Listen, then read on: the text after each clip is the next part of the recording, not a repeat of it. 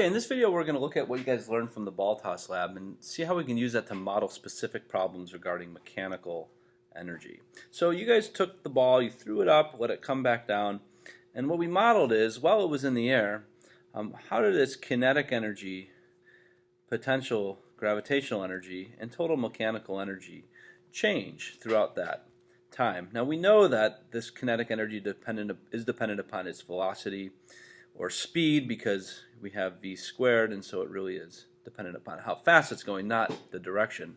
Ug is dependent upon its elevation, or its change in elevation from where it started to where it goes over time, and total mechanical energy is the combination of both of these things. So when we plot these energies versus time, what we see is from the moment it leaves your hand, the kinetic energy is at a maximum, and then it dips to a minimum of 0 when it reaches the peak, and then increases again on the way down. Now again, because it's proportional to v squared, this is going to increase, not decrease, in the negative direction, so it's going to stay positive the whole time. Now, in the same breath, the potential energy, if we set our, this is, let's see, energies over here, so let me write these down. Ug, K, and then we'll do total mechanical energy, E. So if we set our reference point to 0, where the object was at the motion detector, its potential energy might start at something above 0, but whatever we set our reference point at will determine if our initial potential energy is 0 or something above 0. But let's just say it's 0 at the point where it is released from our hand.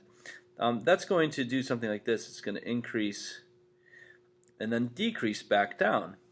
And then this is where it's at its peak, where it's at its maximum Ug. But what we see is when we add these two things together, right, this plus this, or this plus this, at any given time our total mechanical energy stays constant. So this is a specific property of what we call conservative forces. And one of those conservative forces is the force of gravity. So when objects are only under the influence of gravity, so there's no friction, no drag, no applied forces here, it's just under the influence of gravity.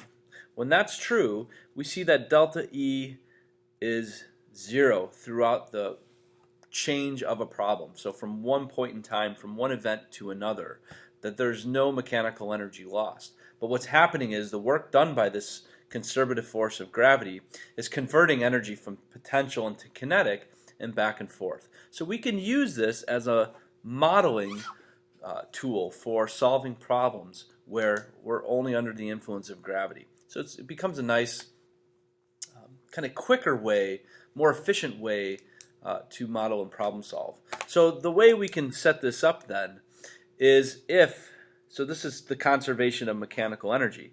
Delta E is 0 when only under conservative forces.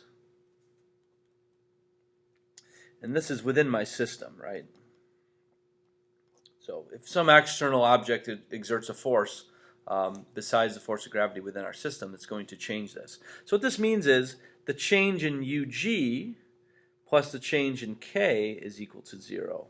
Now, the way that we would set this up in the most easiest, I'll rephrase this, the easiest way to set this up for problem solving purposes, since Ug is, say, Ug final minus Ug initial, or delta Ug is Ug final minus Ug initial, and delta K is K final minus K initial, equals 0, is to put all the finals and the initials on the same side. So we would get Ug final plus K final is equal to Ug initial plus K initial. And so what I get from this is, if I know my total mechanical energy at any given point in a problem, that's going to equal the total mechanical energy at any other given point in the problem. So I can set up this equality for problem solving purposes. Now I can go a step further and express this as 1/2 times the mass times the velocity final squared plus mg times the delta y final is equal to 1/2 mv initial squared. Sorry, I'm using I's and O's interchangeably here. I should go to O's for my knots to be consistent. Sorry about that. Plus mg delta y naught. So if I know my kinetic energy here, and I want to know, say, maximum height, I would need to know my potential energy and my kinetic energy here, and then I can solve for, or my initial height. Now, one thing you notice here is in problem solving these, it's independent of mass when we set this up.